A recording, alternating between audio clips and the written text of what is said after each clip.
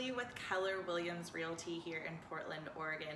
So I'm here to give you your next monthly market update. As we have seen in the last year or so, it is fitting that the numbers that have come out from the MLS for the end of 2020 are pretty stark, are pretty intense, and I'm here to give you all the details and make sure you understand what happened here at the end of the year and what we project to see in 2021, hoping for some more positive news. Right off the bat, I'll let you know that inventory of homes actually saw another decrease. We've been saying probably for the last year or so that historic lows when it comes to inventory of homes. Well, now we went from 1 month to 0.8 months, meaning that if no new homes were to come on the market, in under a month, we would run out of homes, which is extremely significant. It means that we are in an extreme seller's market still. With that, new listings did see an increase when it came to year-to-year numbers. I believe that was around a 37% increase, but saw a decrease when looking from November to December. Which, yes, we're in an odd year, but I will say this is fairly normal when looking from November to December, because obviously this is when the holidays are coming up, it's colder, and yeah, people don't want to list their home and then have to deal with the holidays and having their home on the market. So it's fairly typical. Sold homes saw an increase both year to year and when it looks to November and December stats. So I think a lot of people were motivated to get that all done before the holidays got started, so that makes sense. And then pending sales actually saw an increase when it came to year, but then saw a decrease when it came to month stats. So what this really says is, when looking at the numbers, I feel like a lot of people were disheartened coming into the winter. They maybe spent, the summer looking for homes and were really, motivated to go out there and get a home if they're lucky enough to still have a job with everything that's going on. And with the low numbers of homes on the market, maybe they lost an opportunity, weren't even able to buy a house, or maybe just felt really disheartened to even go out and try. Because I know anecdotally, I have a lot of people I'm working with who at this point are either super happy and successful and have gotten a home, or they're at a place where they just feel like maybe they have to go on pause, maybe have to reevaluate things. And I think that is showing in our market in general. And then when it comes to average sales price, we did see another increase when it comes to average sales price. I believe went from $459 to $494 when looking year to year. So we do see the trend of home prices still increasing, which makes sense because we are in a seller's market. The whole year we were in a seller's market. I know a lot of people are wondering, with the coronavirus, with everything that was happening with financial crises, would that shift our market in buyers' favor?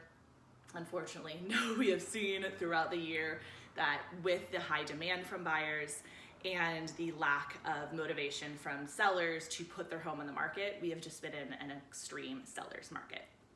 With that, I will say, if you are someone who is at all interested in selling your house, now is the most opportune time you're ever probably going to get. As realtors, we say, I don't have a crystal ball, but this is one time I think I can be pretty certain to say you are never going to have a better opportunity to sell your house.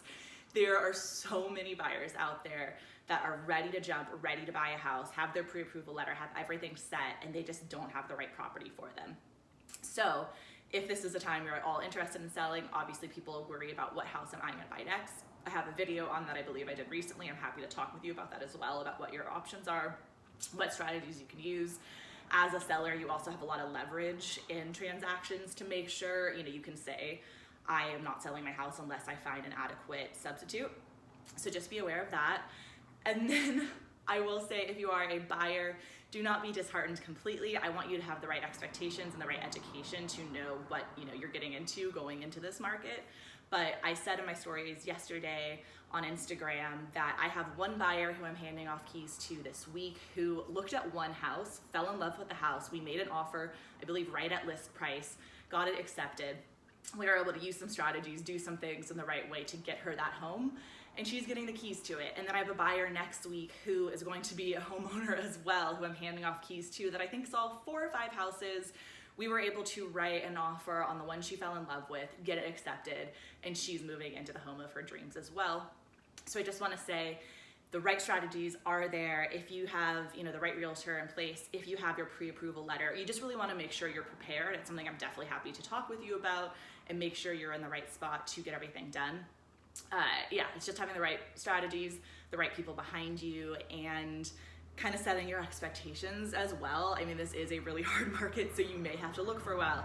You may have to be offering over price. You know, there's strategies we can do with that as well. There's a bunch of stuff that we can talk about, ways to get you into the home of your dreams, make you into a homeowner, or if you need to sell your house and move into another house. As I said before, I'm happy to talk with you about that as well.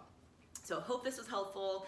I'm hoping that as we head into 2021 and maybe we get some more positive news with vaccines, as the weather warms up, we tend to get kind of more inventory as well. I'm hoping that I will be able to come to you buyers and have some better news, and that we will see a rise in inventory. I know anecdotally, I can say there are a lot of sellers who have been putting off selling, saying, we'll take care of it in 2021 when things get a little bit better, hopefully. So here's hoping we will see that push. We will see a bunch of new houses come on the market in 2021.